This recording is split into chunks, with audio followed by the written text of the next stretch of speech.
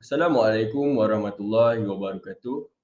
Nama diberi Hafizam Kadrin bin Mazin Kadrin dari kelas DP5E. Saya akan mulakan tajuk yang telah kami dapat iaitu bank susu. Subjek yang saya akan bentangkan adalah kaedah fiqh muamalah. Saya mulakan pembentangan hari ini dengan tajuk pengenalan bank susu.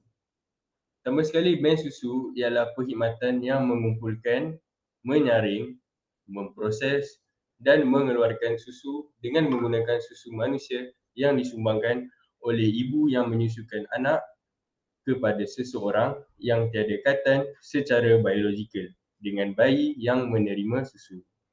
Terdapat 3 kaedah cara pelaksanaan susu ini diambil daripada ibu dan diletakkan di bank susu. Yang pertama, susu ini dikumpulkan daripada wanita-wanita dan diletakkan dalam satu tempat khas seperti mana bank darah. Yang kedua, sistem tabungan susu ibu di mana susu ibu diasingkan mengikut penderma. Yang ketiga, penghasilan susu ibu yang dikomersialkan melalui teknologi lacto-engineering. Perprosesan ini sama dengan penghasilan susu tepung di mana diambil dari seorang wanita. Saya teruskan pembentangan hari ini dengan pembentang seterusnya. Sekian, terima kasih.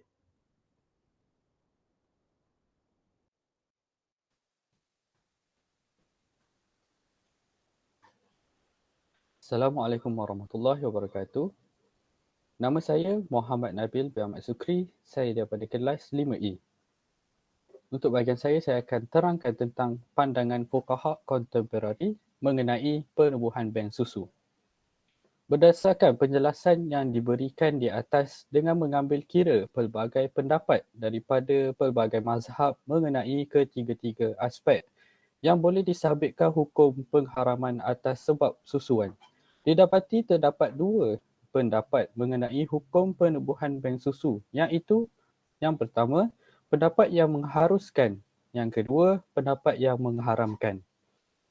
Pendapat yang mengharuskan penubuhan bank susu merujuk kepada keputusan yang dikeluarkan oleh Dr. Al-Ifta Mesir. Tiada halangan untuk menubuhkan bank susu sekiranya berpandukan mekanisme pelaksanaan berikut. Susu yang dikumpulkan dikeringkan dengan kaedah penguapan dan bertukar menjadi serbuk yang kering. Kemudian ia dibancuh dengan air untuk memudahkan bayi meminumnya sehingga berubah sifat susu dan kuantiti air tersebut melebihi kuantiti susu. Kaedah ini tidak mensabitkan pengharaman perkahwinan antara bayi dengan wanita yang memberikan susunya serta ahli keluarganya. Susu dikumpulkan daripada sebilangan besar wanita sehingga tidak dapat dikira atau ditentukan susu tersebut kepunyaan siapa. Selepas dicampurkan semuanya, dalam keadaan ini tiada halangan bagi 2 orang anak yang menyusu daripada susu yang dikumpulkan tersebut untuk berkahwin kerana tidak dapat ditentukan wanita mana yang menyumbangkan susu tersebut walaupun ia disimpan dalam bentuk yang dibekukan dan diberikan kepada bayi dalam bentuk cecair seperti asalnya. Yusuf Al-Qadrawi berpandangan bahawa penubuhan bank susu adalah harus berdasarkan hujah-hujah berikut. Yang pertama, asas pensabitan anak susuan adalah kerana sifat keibuan yang menyusukan anak dan tidak hanya kerana meminum susu tersebut. Pengharaman perkahwinan tidak berlaku melainkan dengan penyusuan dan ia tidak disebut penyusuan melainkan apabila si ibu menyusukan bayi tersebut secara langsung. Apa-apa kaedah selain daripada kaedah itu dinamakan penyusuan, malah dinamakan memberi makan, minum suntikan dan sebagainya.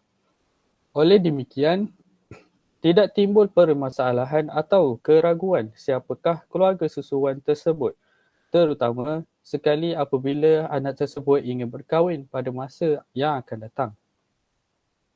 Yang kedua, memandangkan tiada apa-apa halangan untuk menubuhkan bank susu, ia dibenarkan selama mana maslahah pensyariatan yang dianggap kuat. Yang ketiga, selain itu, apabila membincangkan isu yang melibatkan kemaslahatan umum, ahli fatwa perlu mengutamakan kemudahan berbanding kesukaran tanpa melampaui nas-nas yang teguh atau kaedah yang mantap. Yang keempat, Syekh dan Ayah Secai pula mengambil pendapat Syekh Ahmad Hariri Mufti Mesir pada tahun 1963 yang menetapkan tidak disabitkan pengharaman atas sebab susuan apabila bayi-bayi diberi makan dengan susu yang terkumpul dalam bank susu dan susu tersebut dikeringkan melalui kaedah penguapan. Ini kerana susu yang dikeringkan tidak mengalir seperti susu dalam bentuk asalnya.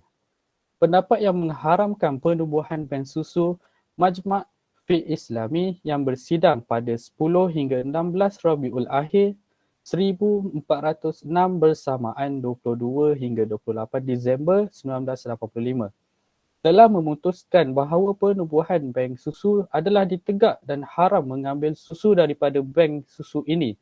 3 perkara penting yang dinyatakan dalam keputusan tersebut ialah: yang pertama, penubuhan bank susu adalah kajian bangsa barat yang akhirnya timbul daripada eksperimen tersebut kesan-kesan negatif dan menyebabkan ia kurang mendapat perhatian. Yang kedua, Islam secara ijma' mengiktirafkan kesan penyusuan sama seperti nasab. Ia mengharamkan apa yang diharamkan sebab nasab. Antara matlamat pensyariatan umum ialah menjaga nasib. Namun, penubuhan bank susu membawa kepada percampuran nasab dan keraguan. Yang ketiga, hubungan kemasyarakatan dalam dunia Islam dapat memenuhi keperluan bayi pramatang, bayi yang kekurangan berat badan atau bayi yang memerlukan susu ibu dalam kes-kes tertentu yang perlu kepada penyusuan secara semula jadi. Ia merupakan alternatif kepada penubuhan bank susu. Syekh Al-Walid bin Rashid Al-Su'aidan dalam bukunya bertajuk Isu-isu Fiqh Perubatan semasa juga menyokong pendapat yang mengatakan ia adalah haram. Antara faktor-faktor berikut pengharaman adalah seperti: yang pertama, pensabitan anak susuan berlaku dan ia akan mendorong ramai orang terjebak dengan perkara haram apabila seseorang lelaki berkahwin dengan ibu susuannya atau adik-beradik susuannya. Yang kedua, menjaga keturunan termasuk dalam 5 perkara yang wajib dipelihara dalam syariat. Oleh itu, apa-apa sahaja yang boleh mendatangkan kemudaratan dalam menjaga nasab keturunan perlu ditegah. Yang ketiga, terdapat kaedah-kaedah lain bagi menggantikan penubuhan bank susu seperti mendapatkan wanita lain yang sukarela untuk menyusukan bayi tersebut atau menggunakan susu formula walaupun ia tidak sentanding dengan khasiat susu ibu. Terima kasih.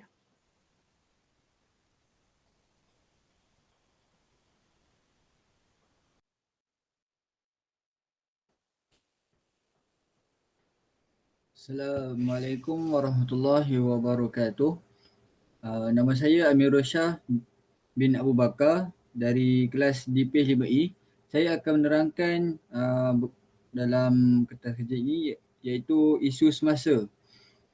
Apa yang boleh dikaitkan dengan isu semasa berkaitan dengan bank susu ni adalah tindakan memberi susu ibu asli ini berpunca dari 2 masalah besar yang dihadapi oleh para bayi. Pertama, sebahagian mereka yang lahir sebelum masa yang sepatutnya memerlukan penjagaan yang rapi dan pembekalan susu ibu yang mencukupi. Pada kebiasaannya, mereka tidak dapat menerima susu lain selain susu ibu asli.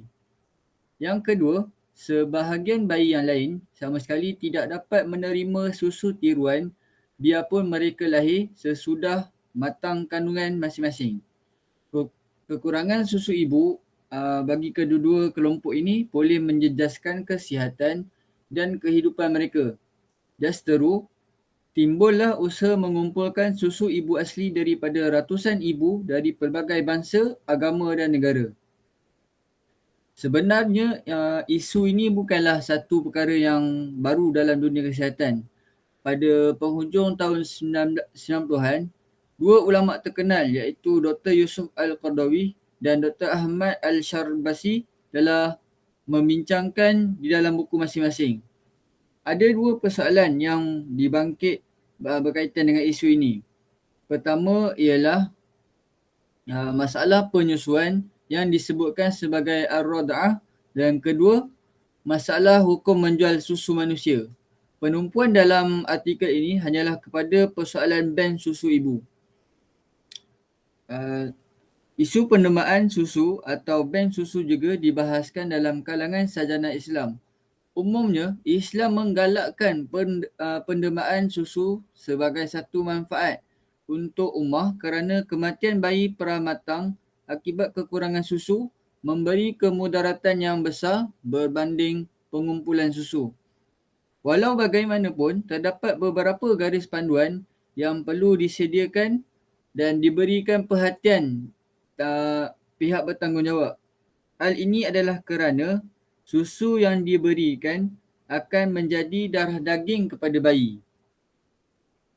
Persoalan pertama merujuk kepada sabda baginda Rasulullah SAW yang mengatakan bahawa apa yang diharamkan dengan sebab penyusuan adalah sama dengan apa yang diharamkan. Hadis riwayat Muslim. Hadis ini menekankan beberapa hukum, antaranya ialah larangan berkahwin di antara seorang bayi susuan dengan saudara susuannya. Yang kedua adalah Dr. Yusuf Al-Qadawi ketika mengupas masalah ini merujuk kepada firman Allah Subhanahu Wa Taala dalam surah An-Nisa ayat 23 yang menyebut bahawa ibu-ibu kamu ialah mereka yang telah menyusukan kamu.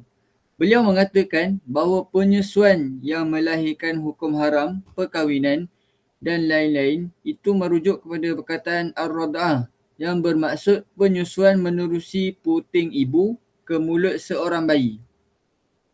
Sambutan bayi berkenaan terhadap penyusuan itu dan pergantungannya dengan si ibu yang menampilkan suasana manja dan mesra antara kedua-duanya. Dalam pengertian ini, ada 3 perkara asas yang perlu diperhatikan. Pertama, ibu yang tertentu yang memberi penyusuan. Kedua, hisapan bayi pada puting ibu berkenaan dan kedudukan bayi di atas ribaannya atau dalam pelukannya yang menampilkan suasana pergantungan, kemanjaan, kemesraan di antara bayi dan ibunya. Berdasarkan kepada kedudukan ini, beliau menyimpulkan bahawa ar-rad'ah atau penyusuan yang menimbulkan hukum penyusuan sama sekali tidak akan berlaku di dalam isu penyusuan bayi menerusi bank susu. Kerana beberapa sebab. Pertamanya, penyusuan kita tidak dapat mengenal pasti personaliti ibu sebenar kerana susu itu dikumpul daripada ratusan ibu. Keduanya, hisapan tidak mungkin berlaku pada puting seseorang ibu kerana bayi berkenaan akan diberikan susu. Yang ketiga, bayi sama sekali tidak akan berada di atas ribaan ibu susu yang sebenar. Dengan itu, tidak terdapat jalinan mesra di antara bayi dengan ibu. Justeru Dr. Yusuf Al-Qadawi menyimpulkan bahawa tidak timbul lagi masalah halangan perkahwinan di antara sesama anak susuan dan masalah-masalah yang lain.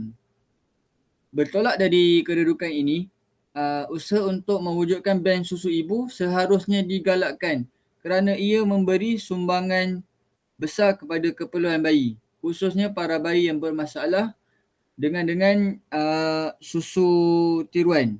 Ia merupakan amalan terpuji dan tidak bercanggah dengan mana-mana prinsip syariah. Malah ia adalah selaras dengan maqasid asy-syariah yang antaranya bertujuan mengawal keselamatan diri manusia. Sekian saja bahagian saya serahkan kepada pembentang yang lain.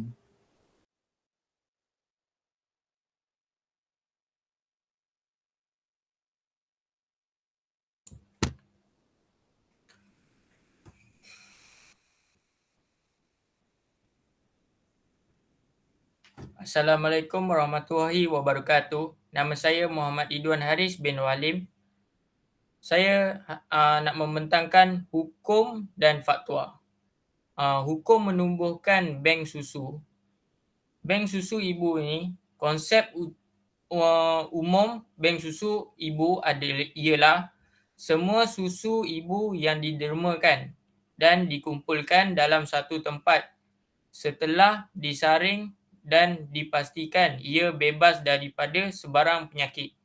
Di samping itu, data-data penderma dan penerima direkodkan.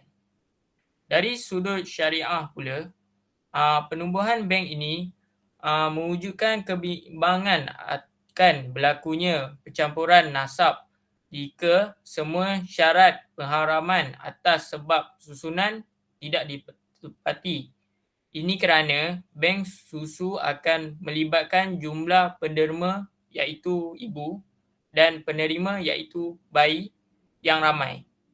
Jumlah yang ramai ini akan mengakibatkan pencampuran nasab kerana mana-mana bayi diberikan minum susu ibu yang didermakan oleh sebilangan wanita. Seseorang bayi boleh memiliki ramai ibu susuan dan adik-beradik susuan. Sekalipun ahli keluarga mengambil langkah untuk mengekalkan hubungan pertalian persaudaraan dengan semua pihak yang terlibat. Ia sesuatu yang amat sukar kerana ia melibatkan bilangan yang ramai. Sasaran penerimaan susu daripada bank ini ialah bayi-bayi yang pramatang, bayi-bayi yang mana ibunya tidak mempunyai susu yang cukup atau ibu yang mempunyai penyakit kronik dan bayi yang mempunyai masalah tertentu dan sebagainya. Hukum penubuhan bank susu ibu adalah tidak diharuskan kerana pertama, penubuhan bank susu boleh mengakibatkan pencampuran nasab dan membawa umat Islam terjebak dalam keraguan dan perkara yang haram. Kedua, keperluan penubuhan juga tidak berada dalam keadaan darurat sehingga mengancam masalah awam. Okey, seterusnya saya pergi ke fatwa semasa. Fatwa semasa Muzakarah Jawatan Kuasa Fatwa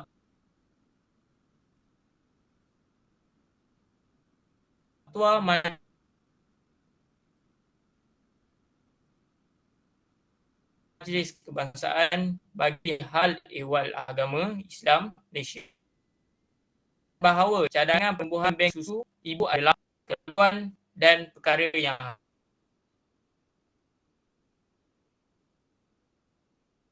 haram. Macam saya cakap tadi kepada hukum.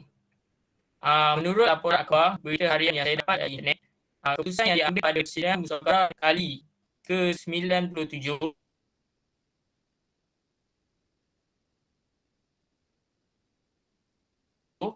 pada hujung tahun lalu melihat kepada keperluan Muzakarah berpandangan bahawa menjaga keturunan termasuk dalam 5 perkara yang wajib dipelihara dalam syariat Islam. Oleh itu, apa-apa tindakan atau perubatan yang boleh mendatangkan kemudaratan kepada nasab atau keturunan perlu dielakkan. Muzakarah juga berpandangan bahawa hukum penubuhan bank susu amat berkait rapat dengan syarat pengharaman atas sebab susuan di mana bayi yang menyusu dengan seorang wanita atau lebih akan menjadi adik-beradik susuan dalam perkahwinan antaranya mereka adalah haram apabila memenuhi syarat ditetapkan. Kata kenyataan Jawatan Fatwa Majlis Kebangsaan yang disiarkan menerusi portal e-Fatwa Jawatan Kemajuan Islam Malaysia JAKIM dan dipetik akhbar berkenaan. Walau bagaimanapun, jawatan kuasa itu mengakui bahawa tabung susu itu diperlukan bagi bayi pramatang yang memerlukan rawatan dan juga bayi yang ibunya kekurangan susu atau mempunyai penyakit yang kronik. dan tidak dapat menyusu ibu lagi.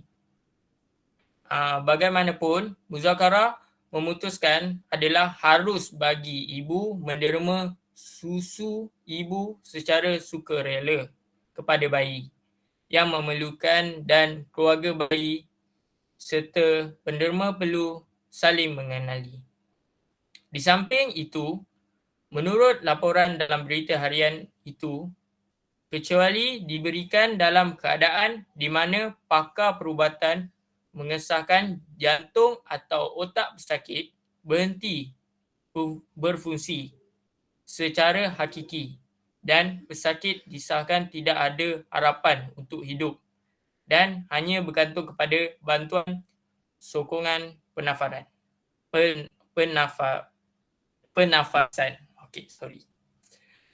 Muzakarah juga memutuskan tindakan memberhentikan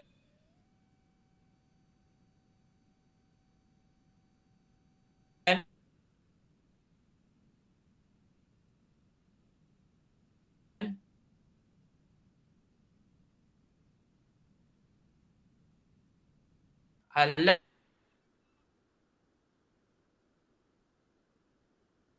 bantuan sokongan bernafas. Sekian daripada saya. Saya serahkan pada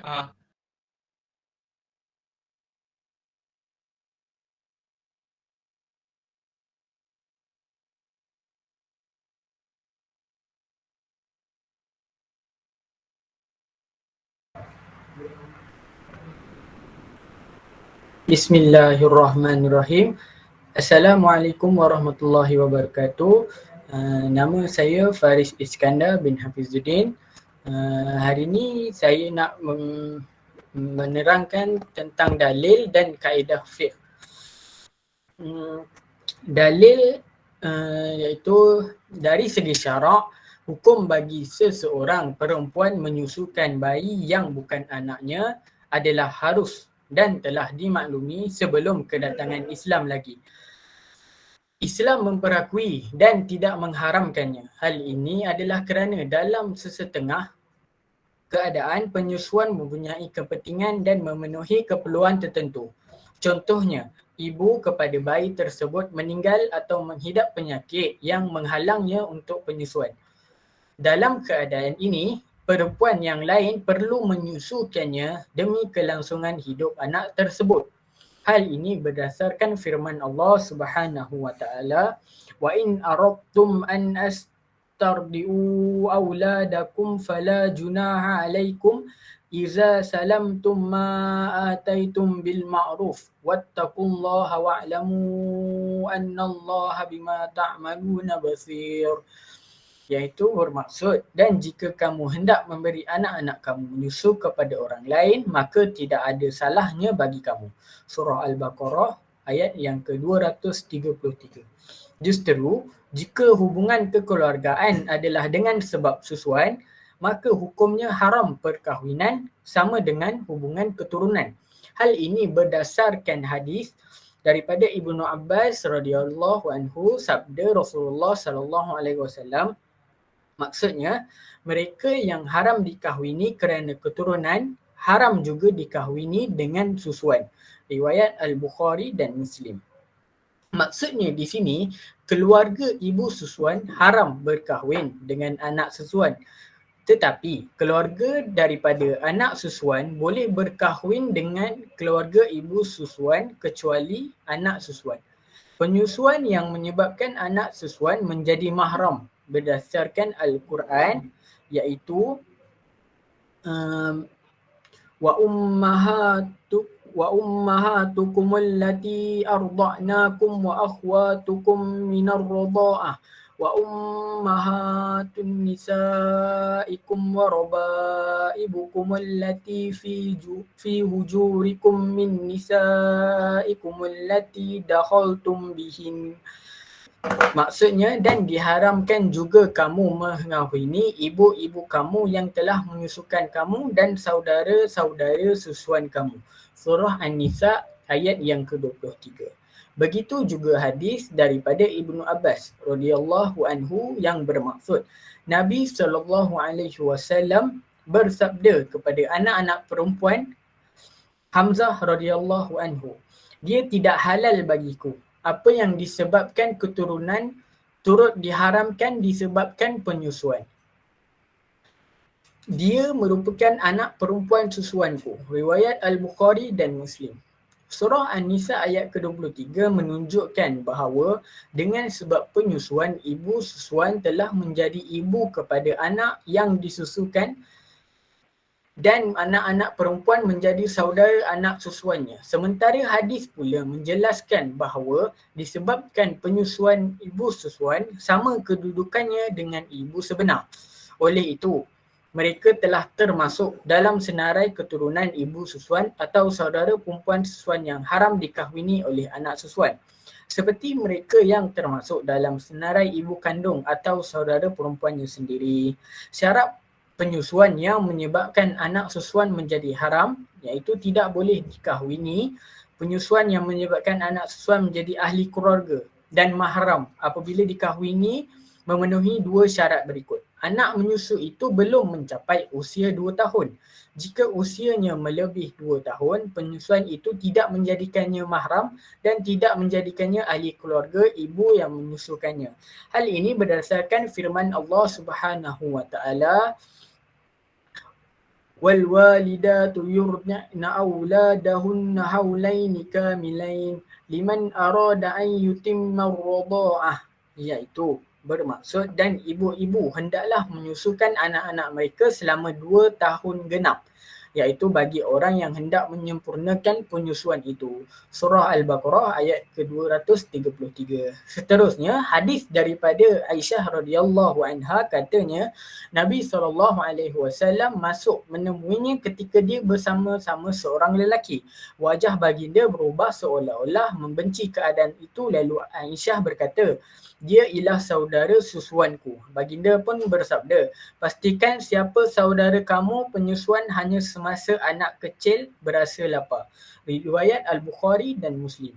Hadis ini menyatakan bahawa anak susuan menjadi haram apabila penyusuan dilakukan ketika kanak-kanak itu berasa lapar kerana tidak menyusu dan berasa kenyang apabila menyusu. Hal ini tidak berlaku melainkan semasa kanak-kanak itu masih kecil, iaitu di bawah umur 2 tahun. Kanak-kanak itu disusu dengan kenyang sebanyak 5 kali yang berasingan. Sesuatu penyusuan itu dianggap pandangan umum.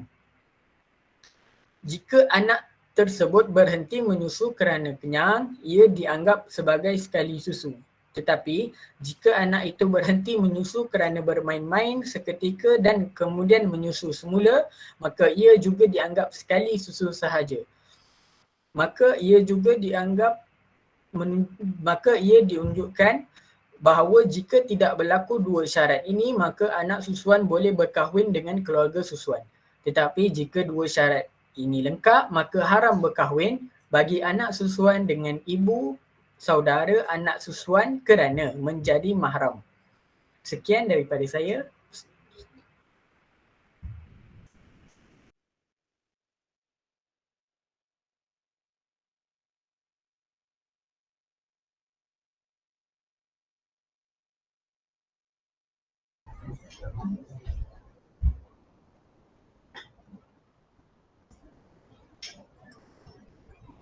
Assalamualaikum warahmatullahi wabarakatuh. Saya akan menerangkan pembentangan hari ini dengan tajuk yang seterusnya, iaitu tajuk kaedah fiqh.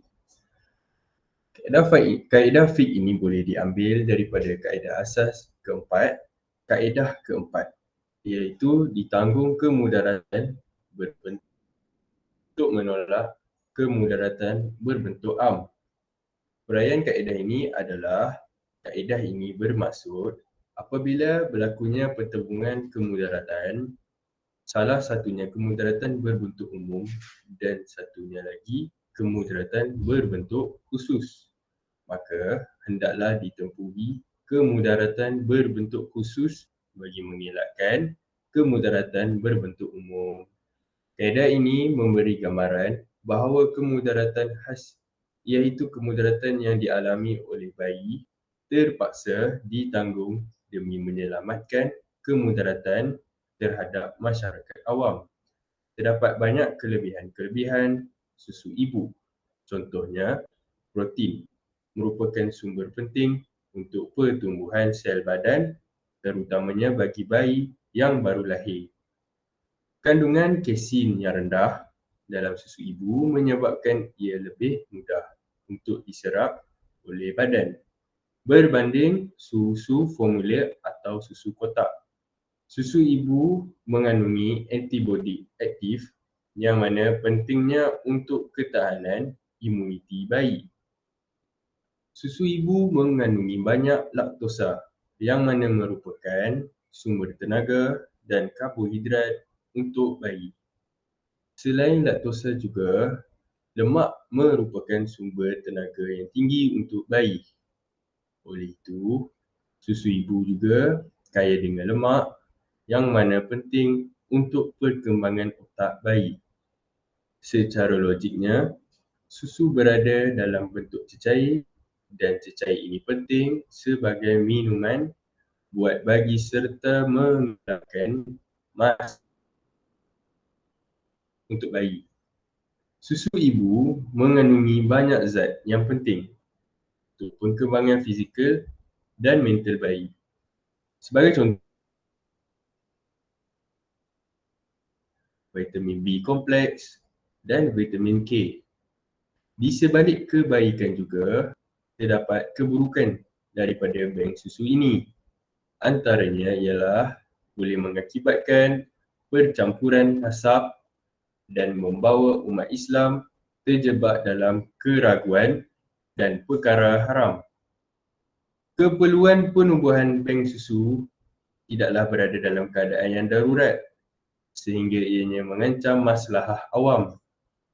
Akhir sekali, tidak bermakna bayi-bayi tersebut dibiarkan begitu sahaja. Sebagai alternatif, kewajipan mendapatkan susu ibu kembali semula kepada tanggungjawab seseorang bapa yang perlu mencari sendiri wanita yang bersesuaian yang boleh mendermakan susunya kepada bayi tersebut. Jika tiada wanita yang sanggup mendermakan susunya, susu formula yang wujud pada hari ini boleh menjadi pengganti walaupun khasiat dan kualitinya tidak setanding khasiat susu ibu. Kita teruskan pembentangan ini dengan saudara Muhammad Nabil dengan isinya. Sekian, terima kasih.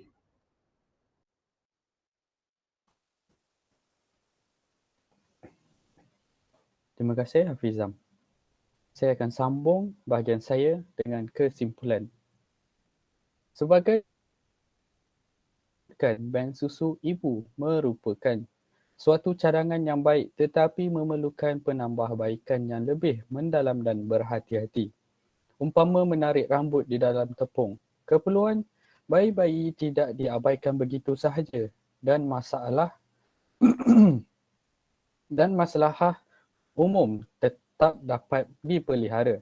Jika keadaan hari ini amat mendesak dan susu ibu amat diperlukan oleh kebanyakan bayi di negara ini, disenaraikan beberapa cadangan untuk dipertimbangkan. Cadangan pertama ialah menubuhkan tabung susu ibu di hospital-hospital dengan mengambil kira aspek-aspek berikut. Yang pertama, ibu-ibu yang ingin mendermakan susunya hendaklah membuat pemeriksaan kesihatan sebelum menjalankan proses pendermaan. Hanya ibu yang bebas daripada penyakit berbahaya atau penyakit berjangkit atas nasihat pengamal perubatan boleh membuat pendermaan. Yang kedua, susu ibu yang dikumpul hendaklah disaring dan dipastikan tahap kualitinya agar ia bebas daripada sebarang penyakit, virus, jangkitan, kuman dan sebagainya serta selamat digunakan untuk satu jangka masa yang sesuai. Yang ketiga, susu ibu diasingkan mengikut penderma yang mana isi tidak dicampurkan antara seseorang penderma dengan penderma yang lain. Maklumat penderma juga perlu direkodkan dengan baik pada setiap susu yang didermakan. Yang keempat, bayi yang menyusu hendaklah dipastikan umurnya serta bilangan susuan yang diterima. Yang kelima, surat pengesahan taraf anak susuan dikeluarkan oleh pihak berkuasa agama untuk mengelakkan sebarang masalah yang mungkin berlaku di masa yang akan datang. Yang keenam, semua syarat-syarat yang ditetapkan oleh syarak berkaitan penyusuan hendaklah dipatuhi. Cadangan kedua ialah cadangan yang ketujuh ialah untuk keluar daripada permasalahan percampuran nasab susu ibu daripada penderma yang ramai diproses menjadi satu produk barn yang mana sifatnya telah berubah dengan menggunakan teknologi moden, tetapi kualitinya masih hampir-hampir dapat menyamai susu ibu yang asli. Cadangan yang ke-8 ialah jaringan laman sosial dimanfaatkan supaya bayi-bayi yang memerlukan susu ibu dapat menyatakan hasrat mereka melalui peranan ibu bapanya dengan mengeluarkan dalam laman tersebut. Manakala bagi ibu-ibu yang ingin menderma, mereka boleh memaklumkan hasrat tersebut melalui laman yang sama. Dengan ini, kedua-dua pihak perlulah berjumpa dan membuat persetujuan dan seterusnya menjalinkan hubungan yang baik antara dua keluarga tersebut tanpa memerlukan mendapatkan susu ibu daripada bank susu. Amalan tradisional ini merupakan satu alternatif yang menggunakan kemudahan media barn yang wujud pada hari ini. Sekian daripada kami. Terima kasih.